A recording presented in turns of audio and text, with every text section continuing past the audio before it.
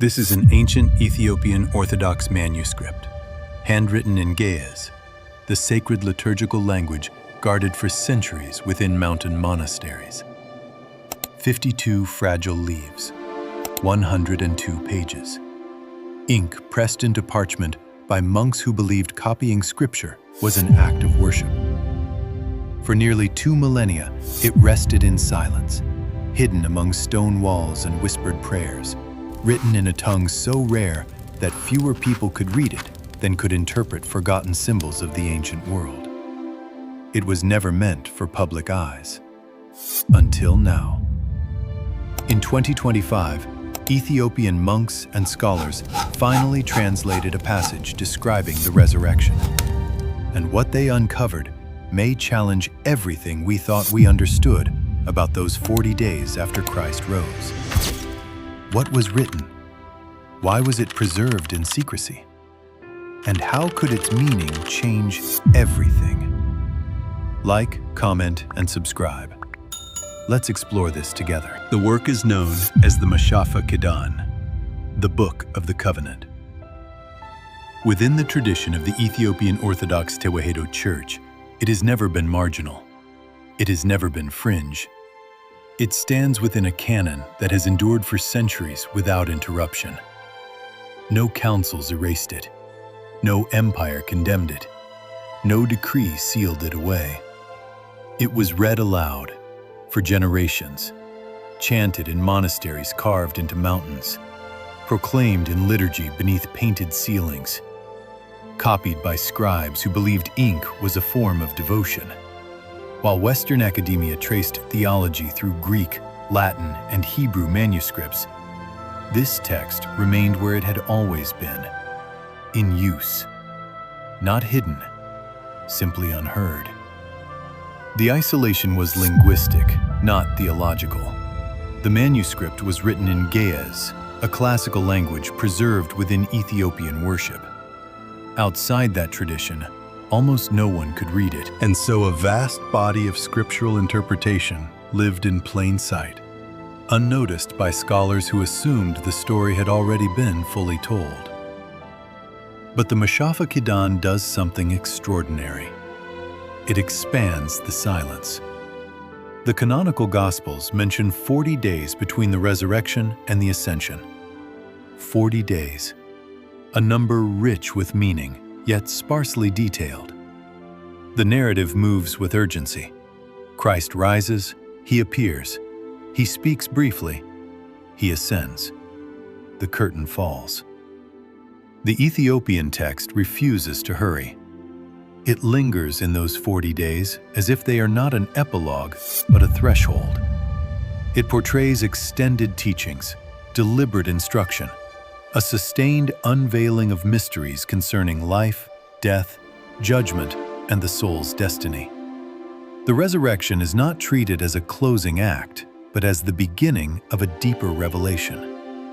And this is where the implications grow heavier. If early Christianity preserved a tradition that emphasized those 40 days as a prolonged period of instruction, then our understanding of the resurrection shifts. It becomes less of a triumphant exit and more of a final classroom. Less spectacle, more transmission. The question is not whether the Mashafa Kidan replaces the Bible. It does not claim to. The question is what it reveals about how different Christian communities remembered the same pivotal event. Why did one tradition compress the interval, while another preserved it in detail?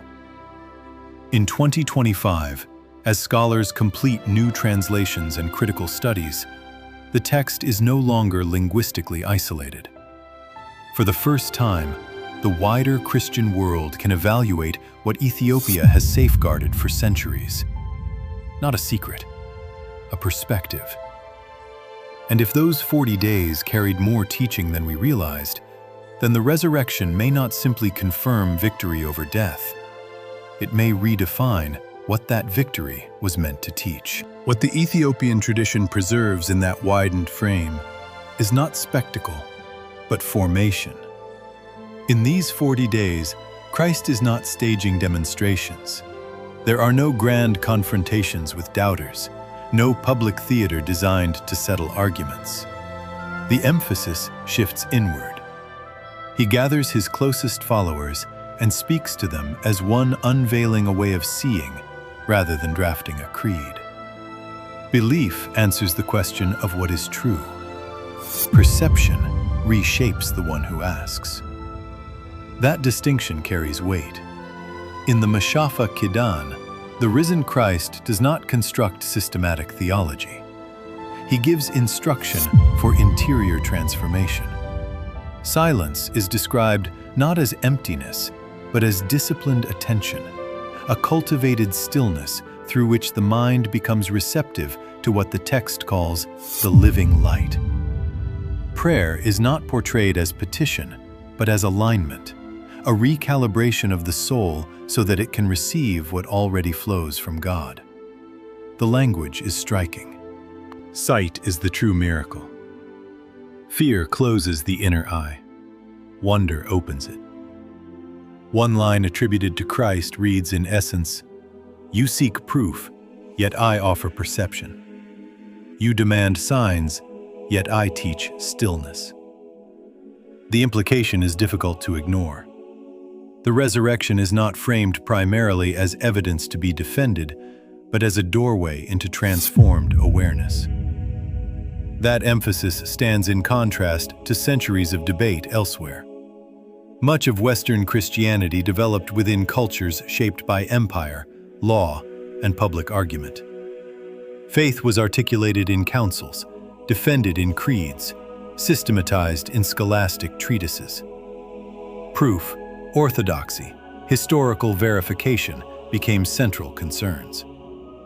Yet the Ethiopian witness suggests another current within early Christianity, one less preoccupied with persuasion and more focused on interior awakening.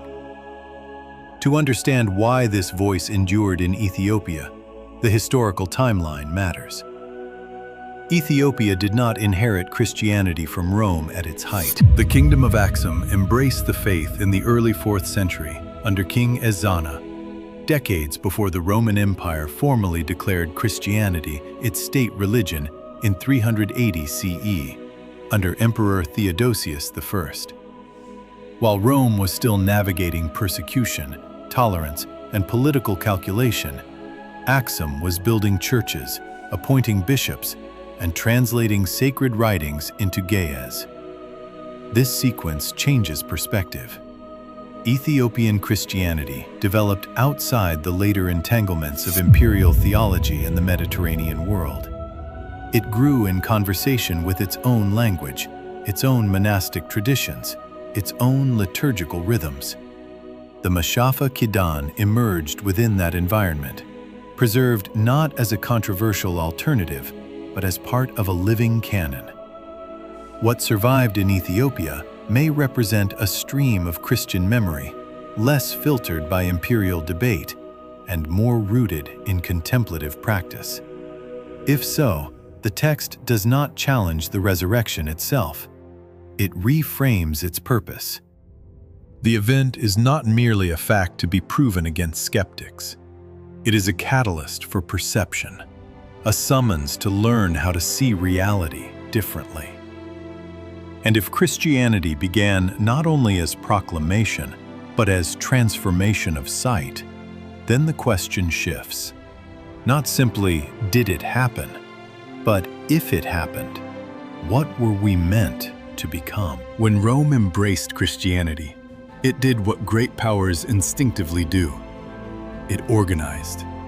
It defined boundaries. It gathered bishops under imperial oversight and asked them to settle questions that had once lived in letters, house churches, and whispered debate. The Council of Nicaea in 325 CE unfolded beneath the shadow of imperial authority. However sincere the theology, the context was political. An empire fractured by doctrinal conflict was an empire at risk. Uniform belief promised stability. Stability required agreement. Agreement required decisions.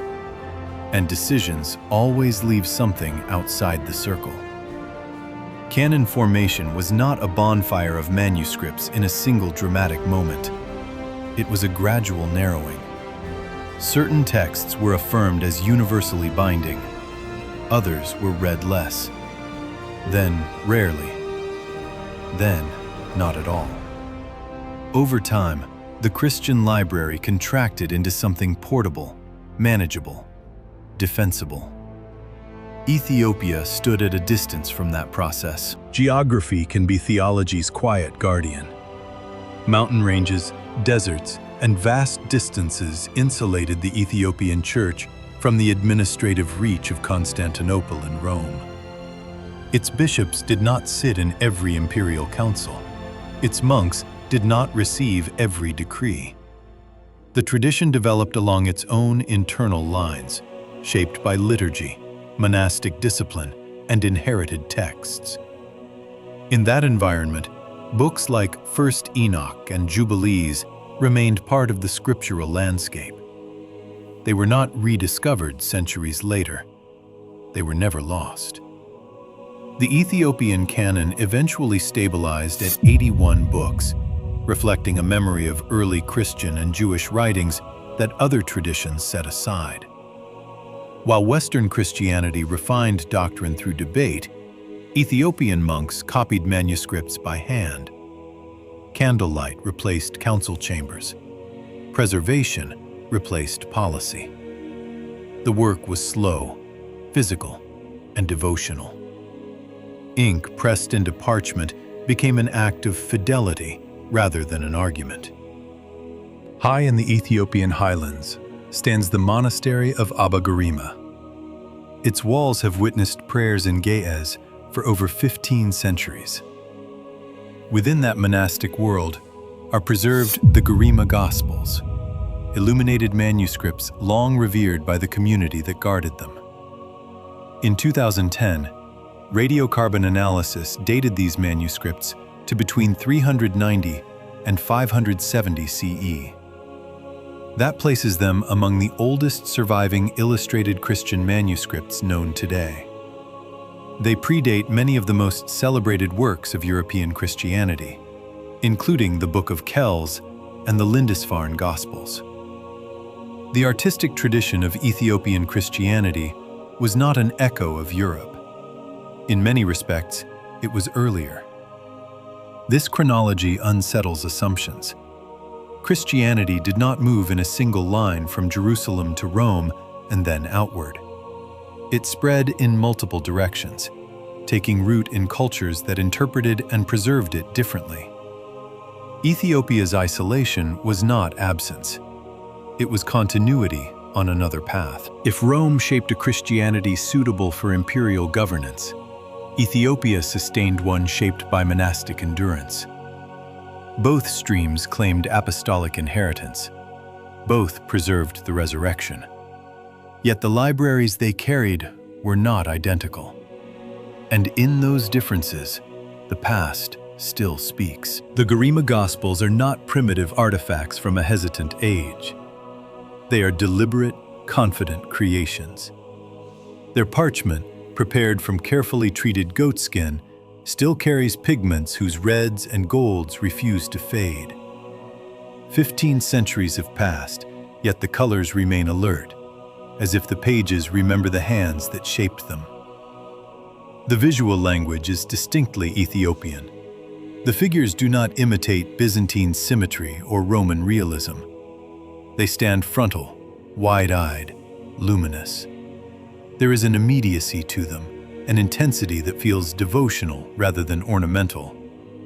These are not illustrations added to decorate sacred text. They are theology rendered in line and color. Within monastic tradition, copying and illuminating scripture was not craftsmanship alone. It was prayer extended through the hand. Each stroke participated in worship. Each page became a site of contemplation. The result is not merely aesthetic achievement, but disciplined spiritual labor preserved in material form. The importance of these manuscripts extends beyond art history. They testify to a literate, organized, and theologically articulate Christian culture flourishing in East Africa, while Western Europe faced fragmentation. As political structures in the Western Roman world deteriorated and literacy rates declined, Ethiopian clergy maintained scriptoria, translated complex texts into Ge'ez, and developed a theological vocabulary capable of engaging profound doctrinal themes. This was not a marginal echo of Mediterranean Christianity. It was a parallel development, a civilization rooted in its own linguistic and artistic soil, preserving early traditions with continuity.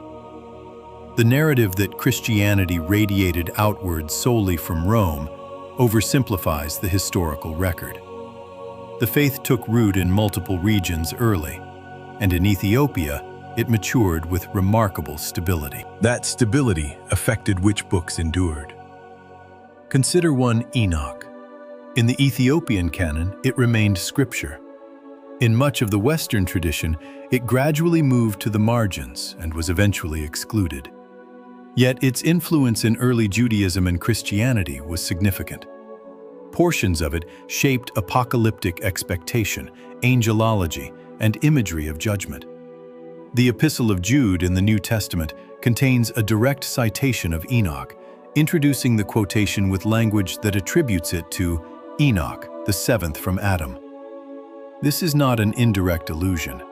It is a verbatim reference to a text that later Western canon lists would not include.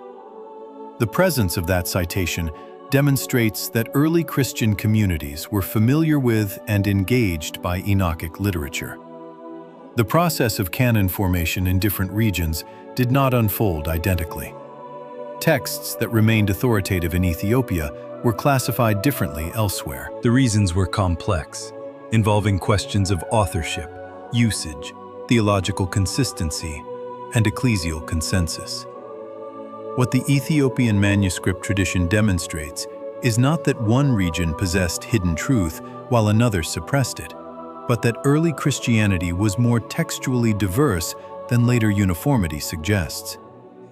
The Garima Gospels and the broader Ethiopian canon preserve evidence of that diversity in tangible form. These books do not accuse, they testify. They remind us that the Christian story developed across landscapes and languages, and that some voices endured in highland monasteries long after they faded from other libraries. In the earliest centuries, 1 Enoch circulated widely. Its imagery of watchful angels, cosmic judgment, and a layered heaven shaped Jewish apocalyptic expectation and influenced early Christian imagination. Church fathers such as Tertullian treated it with seriousness. The Epistle of Jude preserves a direct quotation from it. Its language helped form the symbolic vocabulary that would later appear in Revelation.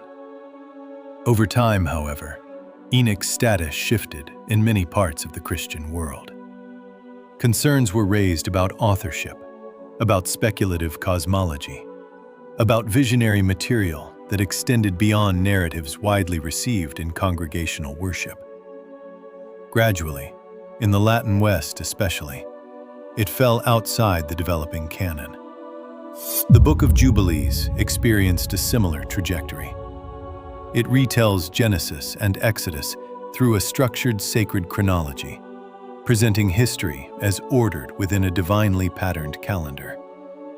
Its emphasis on cosmic symmetry and covenantal rhythm resonated strongly within certain Second Temple Jewish communities.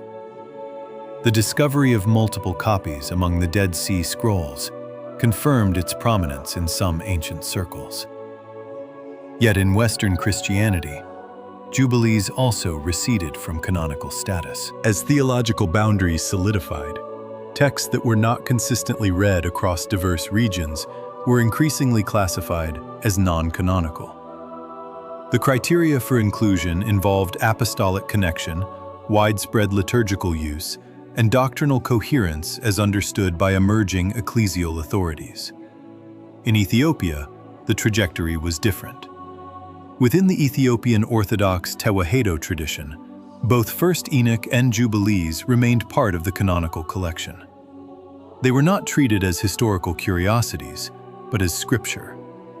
They were copied, read in ecclesial contexts, referenced in theological reflection, and integrated into a broader biblical framework that developed in Ge'ez. The monks who preserved these texts did not appear to see themselves as resisting Rome or making a countercultural declaration. Their tradition evolved along its own lines, shaped by inherited manuscripts and established patterns of worship. Because their ecclesial development occurred largely outside the administrative structures of the Mediterranean Church, they did not undergo identical canonical consolidation. As a result, certain early voices continued to speak in Ethiopia long after they had grown faint elsewhere.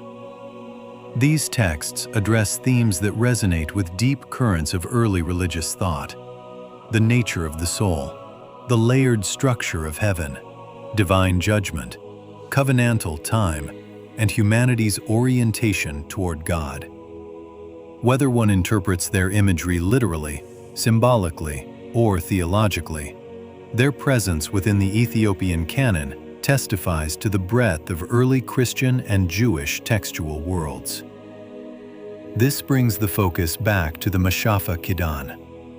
The broader Ethiopian scriptural landscape provides context for how a text could linger on the 40 days between resurrection and ascension, expanding that interval into sustained teaching. If a tradition retained apocalyptic and cosmological writings that others set aside, it is not surprising that it might also preserve an extended meditation on post-resurrection instruction.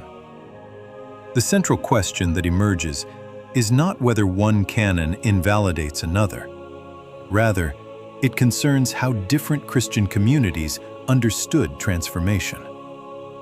In many Western theological developments, the resurrection became a cornerstone of doctrinal affirmation, proof of Christ's divinity, validation of atonement, assurance of future resurrection. The Ethiopian witness invites an additional angle. What if resurrection is also pedagogical? What if those 40 days function as a bridge, not merely a confirmation? What if the emphasis is not only on what happened to Christ, but on what becomes possible for human perception and life in light of it? That question remains open. In much of Western Christianity, the resurrection stands as a decisive historical claim. It happened, or it did not. The empty tomb becomes the fulcrum on which faith turns. Confess it, and you stand within orthodoxy. Deny it, and you stand outside. For centuries, this binary has shaped preaching, apologetics, and doctrinal boundaries. The Ethiopian tradition affirms the event. It does not dispute the empty tomb. Yet it directs attention toward a different layer of inquiry. What occurred within the disciples themselves? How were their fears altered, their perception reshaped, their understanding of reality transformed during the 40 days that followed? The Mashafa Kidan treats the resurrection less as a concluding spectacle and more as an opening movement. The miracle is not minimized, but it is not the end point. It is the threshold. Beyond it unfolds instruction aimed at interior change. In this framing, blindness is not ignorance of a fact, but captivity to habitual perception. Fear, assumption, and cultural expectation form a kind of inner opacity. If death itself can be overcome, then the fixed boundaries that structure ordinary experience are unsettled. The resurrection becomes an invitation to re-examine what is considered inevitable. The text describes disciplines that cultivate this shift. Silence is presented as intentional attentiveness, a clearing of inner noise that allows awareness of divine presence. Fasting is not merely abstention from food, but a reordering of desire, a loosening of attachment to material certainty. Prayer is characterized as alignment, an orientation of the soul toward what already sustains it, rather than a negotiation for new gifts. One image attributed to the teaching captures the emphasis. Those who walk beneath the sun, yet never perceive its light, have not truly awakened. The implication is that proximity to the sacred does not guarantee perception of it. Resurrection, in this sense, is not only an event in history, but a transformation of sight. This perspective reveals a deeper divergence in how Christianity developed across regions. In the Roman world, faith matured within imperial structures. Unity of doctrine served political stability. Councils articulated creeds. Canon lists sought consistency across vast territories. These processes were not inherently insincere. They addressed practical realities of governance and communal coherence. The questions posed in that environment were organizational. How can belief remain uniform across provinces? How can division be minimized? How can teaching be standardized? The answers took institutional form. Authority was clarified. Orthodoxy was defined. Texts were categorized. In Ethiopia, Christianity unfolded differently. Monastic communities anchored the tradition in secluded highlands. Access often required literal ascent along cliff paths. The absence of imperial integration allowed spiritual practice to develop without the same administrative pressures. The focus leaned toward contemplation, liturgy, and the preservation of inherited writings. What emerges is not two different religions, but two distinct emphases. One stream framed resurrection primarily as a doctrinal cornerstone requiring affirmation.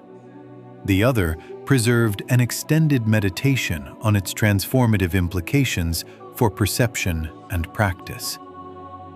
The fork in the road may not have been intentional. It arose from context. Yet the difference remains instructive. If resurrection is both event and invitation, both history and transformation, then recovering neglected dimensions does not diminish the core claim. It deepens the question. Not only did it happen, but also what does it awaken? The questions that took root in Ethiopia were not administrative. They were experiential. Not how to standardize belief across provinces, but how to cultivate a life that actually perceives God. Not which texts are manageable, but how to preserve every voice that bears witness to revelation without trimming what feels inconvenient. From those questions came a different kind of answer. Instead of creeds alone, there were disciplines. Instead of authority concentrated in imperial centers, there was devotion dispersed across monasteries carved into rock.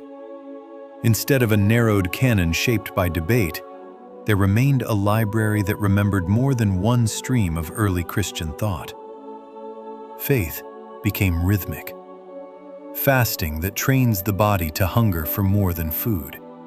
Silence that clears interior noise. Dawn prayers rising with the sun over highland valleys.